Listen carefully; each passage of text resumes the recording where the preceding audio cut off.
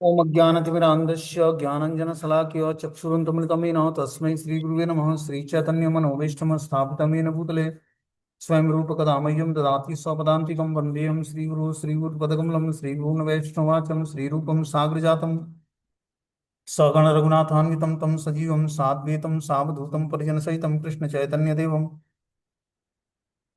श्री राधाकृष्ण पादान स्वागत ललिता श्री विशाखानप्रदाश्च नारायणं नमस्कृत्यं नरं चैव नरोत्तमं देवीं सरस्वतीं व्यासं ततो जयमुदीरये। सुनतां स्वकथा कृष्ण पुण्यश्रवणकीर्तनं हृदयन्तस्तु भद्राणि विधनोति सदां नष्टप्रायेषु भद्रेषु नित्यं भागवत सेवया भगवती उत्तम श्लोके भक्तिर्भवति नैष्टिकी तदा रजस्तमो भाव काम लोभादेश्येत चेत एतेन निरावृतिं स्थित सत्त्वे प्रसिद्धति एवं प्रसन्न मनसो भगवत भक्ति योगता भगवत तत्व विज्ञान मुक्त संगस्य जायते विद्यन्ते हृदय ग्रंथि छिद्यन्ते सर्वसंशयं क्षीयन्ते चास्य कर्माणि दृष्ट्वा एवात्मनीश्वरे धर्मपुरोहितो कैटभुवनत्रो परमो निर्मस्राणं सतां वेद्यं वास्त्रमत्र वस्तुसिद्धं तापत्रयोन्मूलनं श्रीमद्भागवतं प्रमाणामलं प्रेमोपमार्थो महान् श्रीचैतन्य महाप्रभु मतवेदं तत्रादरो नापरः। हे कृष्ण करुणा सिंधु दीनबंधु जगतपतये गोपेश गोपिकाकांत राधाकांत नमस्तुते तप्त कांचन गौरांगे श्री राधे वृंदावनेश्वरी वृषभानुसुते देवी प्रणमामि हरिप्रिये वाञ्छाकल्पतरुभ्यश्च कृपा सिन्धुभ्यो च पतितानां पावनेभ्यो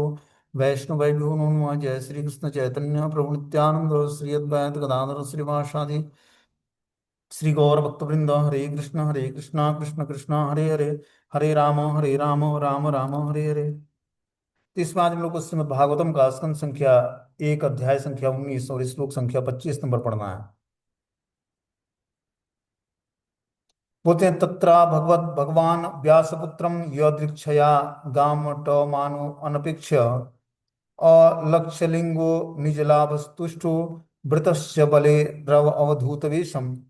उसी समय व्यास देव के शक्ति संपन्न पुत्र वहां प्रकट हुए, जो संपूर्ण पृथ्वी पर उदासीन और आत्मतुष्ट होकर विचरण करते रहते थे। उनमें किसी सामाजिक व्यवस्था या जीवन स्तर का कोई लक्षण प्रकट नहीं होता था। वे स्त्रियों तथा बच्चे से घिरे थे और इस प्रकार का वेश धारण किए थे मानो सभी लोग ने उन्हें उपेक्षित समझ रखा है।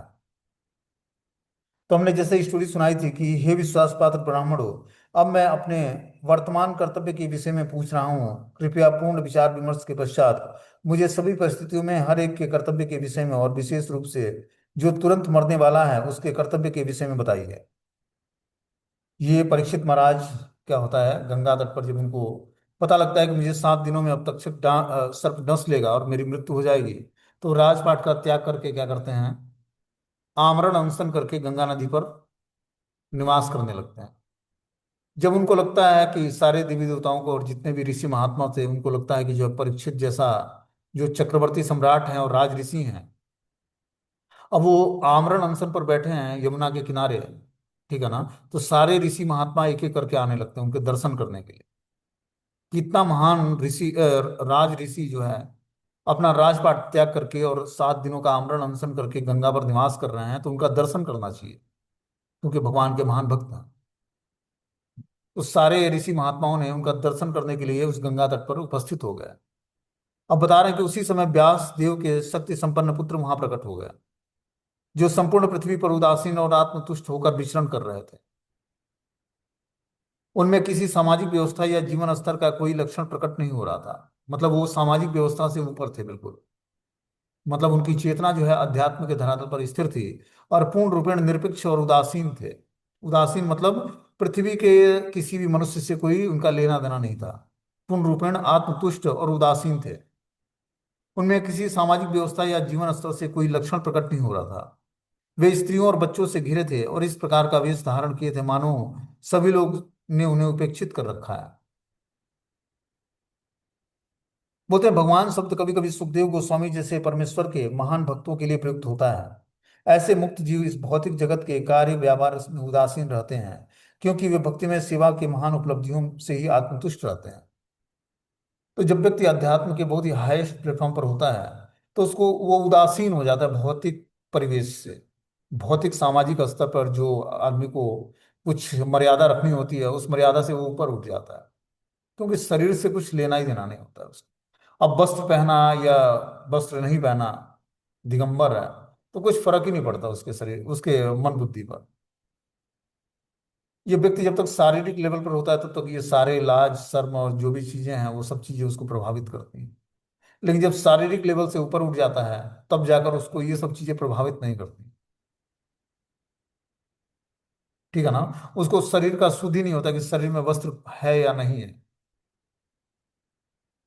तो सुखदेव गोस्वामी की इसी ऐसी ही स्थिति थी, उदासीन थे भौतिक परिवेश से, भौतिक वातावरण से और भौतिक लोगों से, और पूर्ण रूपेण अध्यात्म में स्थिर थे और उदासीन थे भौतिक परिवेश से। इस प्रकार उस भरी सभा में व्यासदेव के शक्ति संपन्न पुत्र क्या होते हैं, ये सुखदेव गोस्वामी वहां पर उपस्थित होते हैं। चारों तरफ स्त्रियों तथा बच्चों से घिरे थे और इस प्रकार का वेश धारण किए थे मानो वो अवधूत हो। बता रहे हैं ऐसे मुक्त जीव इस भौतिक जगत में कार्य व्यापार से उदासीन रहते हैं क्योंकि वे भक्ति में सेवा की महान उपलब्धियों से आत्मतुष्ट रहते हैं। सुखदेव गोस्वामी में न तो कोई औपचारिक गुरु का स्वीकार किया, न ही कोई औपचारिक संस्कार संपन्न किए। उनके पिता व्यासदेव ने उनके नैसर्गिक गुरु थे क्योंकि सुखदेव गोस्वामी ने श्रीमद् भागवतम उन्हीं से सुना था। इसके बाद वे पूर्ण रूप से आत्मतुष्ट बन गए। इस प्रकार वे किसी औपचारिक विधि पर निर्भर न थे। औपचारिक विधियां तो उनके लिए आवश्यक हैं जो पूर्ण मोक्ष अवस्था को प्राप्त करना चाहते हैं, लेकिन सुखदेव गोस्वामी तो अपने पिता की कृपा से पहले ही उस अवस्था को प्राप्त कर चुके थे। तरुण बालक होने के नाते उनमें समुचित वेश में रहने की आशा की जाती थी, लेकिन वो नग्न अवस्था में रहते थे क्योंकि सामाजिक पारी में रुचि न दिखाते। तुमने बताया था कि सुखदेव गोस्वामी का प्राकट्य कैसे हुआ, कैसे वो माता के गर्भ में आया। तो भगवान शिव को ना माता पार्वती को अमर कथा का वर्णन कर रहे थे। अमर कथा मतलब श्रीमद् भागवतम अमर कथा के नाम से जाना जाता था उस समय। तो शिव जी ने माता पार्वती से बोला कि देखो पार्वती, मैं यह अमर कथा बस तुम्हें ही सुनाना चाहता हूँ। इस कथा को और कोई नहीं सुन सके, ऐसा ऐसे जगह पर मैं तुम्हें ले जाकर ये कथा सुनाऊंगा। तो धीरे धीरे भगवान ने अपने वासुकी नाग को त्याग दिया, त्रिशूल त्याग दिया, डमरू त्याग दिया, सब कुछ त्याग करके मात्र अब वहां पर अमरनाथ की गुफा में पहुंचे भगवान शिव, अमर कथा सुनाने के लिए। इसी ने इसलिए उसका नाम है अमरनाथ, क्योंकि वहां पर श्रीमद् भागवतम सुनाया था पार्वती माता को भगवान शिव ने, इसीलिए उसका नाम है अमरनाथ। तो अमरनाथ में जब भगवान शिव और पार्वती पहुंचे तो उससे पहले सब कुछ भगवान शिव ने त्याग दिया, रास्ते में ही सब कुछ छोड़ दिया और सब मूर्तिमान स्वरूप में इस विराजमान हो गया। भगवान शिव जी का बासुकी नाग, त्रिशूल, डमरू जो भी हाथ में होता है सब, वहां पर पहुंच के जो है अब पार्वती माता और भगवान शिव बस बचे। लेकिन उस गुफा में क्या हुआ था, एक सुख और सुखी रहते थे, मतलब तोता और उसकी जो नर और मादा होते हैं, वो अभी फिलहाल में अंडा दिया हुआ था। तो वो तो उड़ गए उस अंडे को सेकर। अब जब भगवान शिव कथा बांसने लगे तो माता पार्वती क्या करती, हुंकार भरती बीच बीच में कि भगवान शिव ने बोला कि मैं आंख बंद कर कथा कहूंगा और तुम बीच बीच में हुंकार भरते रहना जिससे ये पता लगे कि तुम सुन रही हो। तो कथा होने लगी। अब वो जो अंडा था जो सेवा हुआ था वो सुख के द्वारा, अब वो क्या होता फूट जाता है, उसमें से सुख, ये सुख रूप में प्रकट होते हैं और वो कथा सुनते हैं। तो इन तोते को आदत होता ना बातों की नकल करने का। तो पार्वती माता की बातों को नकल करके जो है हुंकार भरने लगा और पार्वती माता को वो ध्यान मग्न ध्यानिस्थ हो गई, ध्यान में चले गई श्रीमद् भागवतम सुनते सुनते शिव जी के मुख से। अब ये तोता हुंकार भरने लगा, हूं हूं करता था। अब क्या हुआ कि शिव जी को जब कथा बाजते बाजते कुछ आभास हुआ कि कहीं देखा पार्वती क्या कर रही है।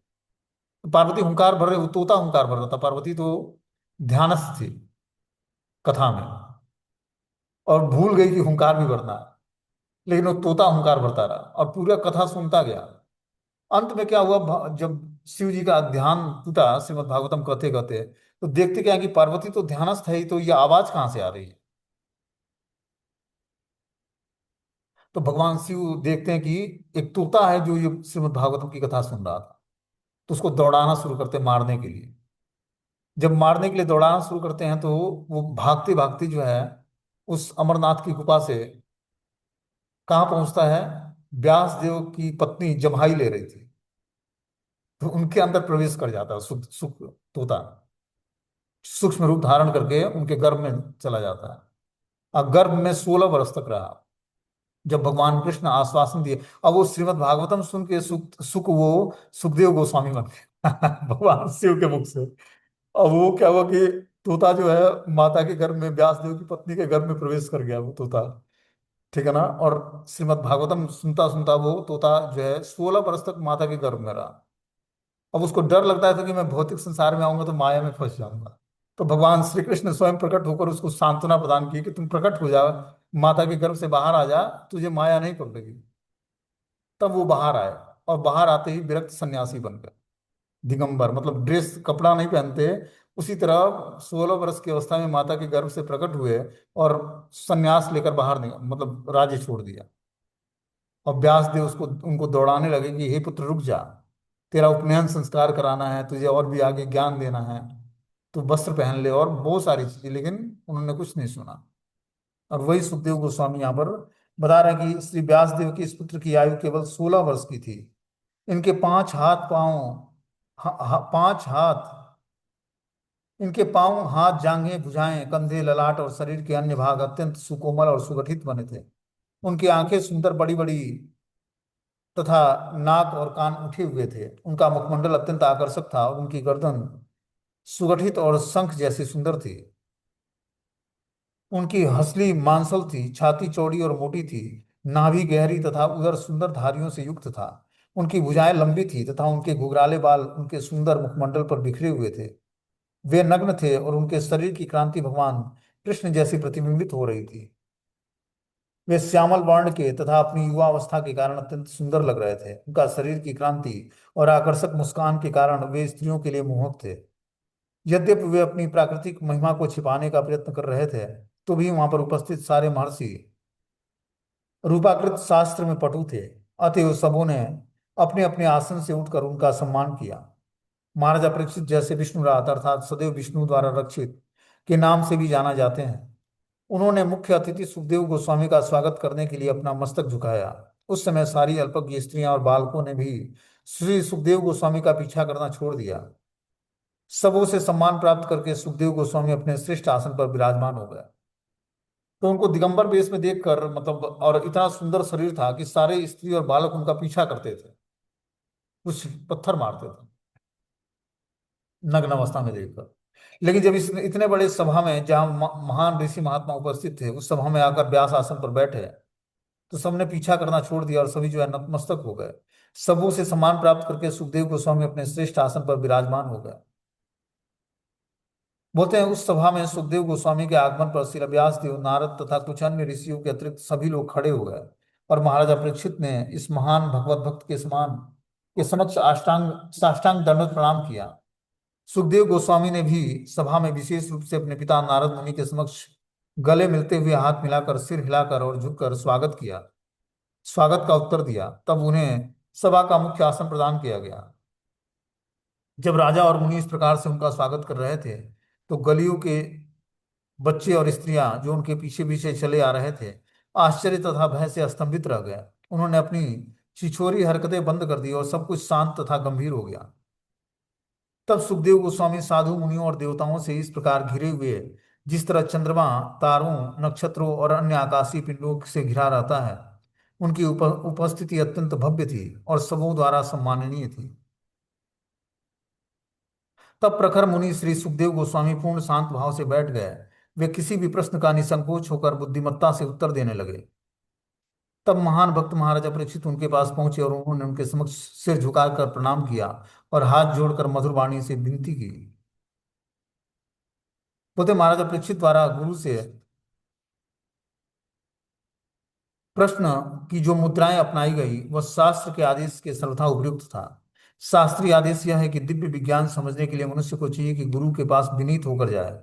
महाराजा परीक्षित अब मृत्यु को प्राप्त होने के लिए उद्यत थे, और 7 दिनों की अल्प अवधि के पश्चात वे भगवत धाम में प्रवेश करने की विधि जानने वाले थे। ऐसे महत्वपूर्ण मामलों में मनुष्य को गुरु के पास पहुंचना पड़ता है। जब तक जीवन की समस्याओं का हल खोजने की आवश्यकता न हो, तब तक गुरु के पास जाने की आवश्यकता नहीं होती।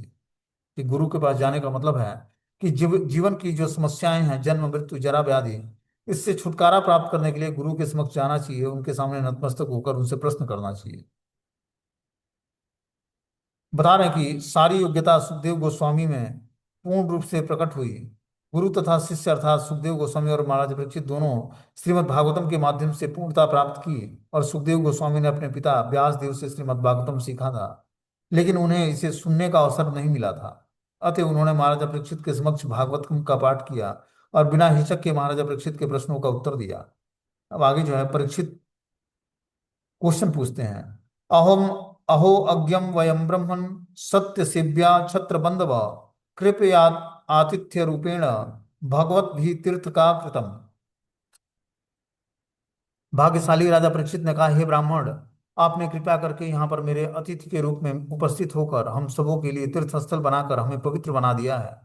आपकी कृपा से हम अयोग्य राजा भक्त की सेवा करने के सुपात्र बनते हैं। इस प्रकार महाराजा परीक्षित उस सुखदेव गोस्वामी का अपने वाणी से क्या करते हैं, स्वागत करते हैं। बोलते हैं कि आपकी कृपा करने और यहाँ पर मेरे अतिथि के रूप में उपस्थित होने के कारण हम सबों के लिए आपने इसको तीर्थस्थल बनाकर हमें पवित्र बना दिया है। आपकी कृपा से हम अयोग्य राजा भी भक्त की सेवा करने के सुपात्र बन पाए हैं। आपके स्मरण मात्र से हमारे घर तुरंत पवित्र हो जाते हैं। तो आपके देखने, स्पर्श करने, आपके पवित्र चरणों को धोने और अपने घर में आपको आसन प्रदान करने के विषय में तो कहा ही क्या जाए। जो शुद्ध भक्त होता है, बता रहे हैं कि स्मरण मात्र से घर तुरंत पवित्र हो जाता है, उसके स्मरण करने मात्र से। तो आपको देखने, स्पर्श करने और पवित्र चरणों को धोने तथा अपने घर में आपको आसन प्रदान करने के विषय में तो क्या कहा जाए। और जो कोई शुद्ध भक्त किसी के घर में आ जाता है, उसके दर्शन हो जाते हैं, उसका स्पर्श हो जाता है, उनके पवित्र चरणों को कोई धो देता है और अपने घर में उनको आसन पर बैठा देता है, तो उस घर के सारे पितृ प्रसन्न हो जाते हैं।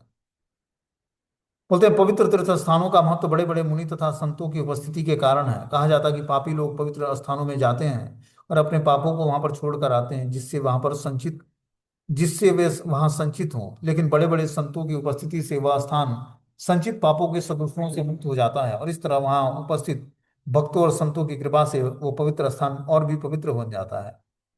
यदि ऐसे संत सांसारिक लोगों के घरों में प्रकट हों, तो निश्चय ही सांसारिक भोक्ताओं के संचित पाप शमित हो जाते हैं। अतएव पवित्र संतों को गृहस्थों से कोई स्वार्थ नहीं रहता। उनका एकमात्र उद्देश्य गृहस्थों के घर को पवित्र बनाना होता है। अतएव जब ऐसे संत महात्मा द्वार पर आए तो गृहस्थों को उनका कृतज्ञ होना चाहिए। जो गृहस्थ ऐसे पवित्र आदेशों का निरादर करता है वो महान अपराधी होता है। अतएव ऐसे आदेश हैं कि जो गृहस्थ संत को देखकर सिर नहीं झुकाता, उसे अपने महान अपराध को निष्प्रभावित करने के लिए उस दिन उपवास करना चाहिए।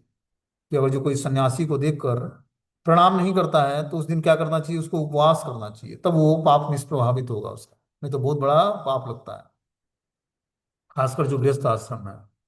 बता रहे हैं जिस प्रकार भगवान की उपस्थिति में नास्तिक नहीं टिक सकते, उसी तरह हे संत, हे महान योगी, मनुष्य के अभेद पाप भी आपकी उपस्थिति में तुरंत नष्ट हो जाते हैं।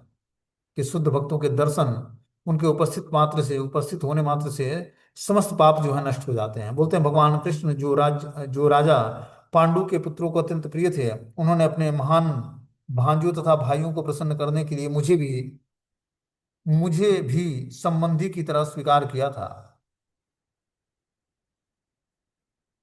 तात्पर्य में लिखते हैं कि एक विशुद्ध अनन्य भगवत भक्त अपने परिवार की सेवा झूठे पारिवारिक मामलों में आसक्त की अपेक्षा अधिक अच्छे ढंग से करता है। सामान्यतः लोग पारिवारिक मामलों में आसक्त रहते हैं और मानव समाज का सारा आर्थिक प्रेरक बल पारिवारिक मोह के वशीभूत होकर चलता है। ऐसे मोहग्रस्त लोगों को इतनी जानकारी नहीं रहती कि वे भगवत भक्त बनकर परिवार की अच्छी तरीके से सेवा कर पाएंगे। कि परिवार की जो सेवा होती है वो भगवत भक्ति करके ही व्यक्ति अपने परिवार की अच्छे तरीके से सेवा कर पाएगा, माता पिता की, भाई बहनों की। ठीक है ना। बिना भगवत भक्त बने जो हम सेवा करेंगे वो मोह के अगेंस्ट होगा। मतलब जो हम सेवा करेंगे तो उनसे आसक्त हो जाएंगे, मोहग्रस्त हो जाएंगे। लेकिन जब अगर जो हम भगवत भक्त बन जाते हैं और भगवत भक्ति से जोड़ देते हैं उनको और तब उनकी सेवा करते हैं, तो बहुत ही मंगलकारी हो जाएगा। बता रहे हैं भगवान कृष्ण की प्रेरणा के बिना यहाँ कैसे संभव है कि आप स्वेच्छा से यहाँ प्रकट हुए, जबकि आप सामान्य लोगों में के दृश्य से ओझल रहकर विचरण करते हैं और हम मरणासनों को दृष्टिगोचर नहीं होते। आप महान संतों तथा भक्तों के गुरु हैं, अतः मेरी आपसे प्रार्थना है कि आप सारे व्यक्तियों के लिए और विशेष रूप से जो मरणासन है उसके लिए पूर्णता का मार्ग बताइए।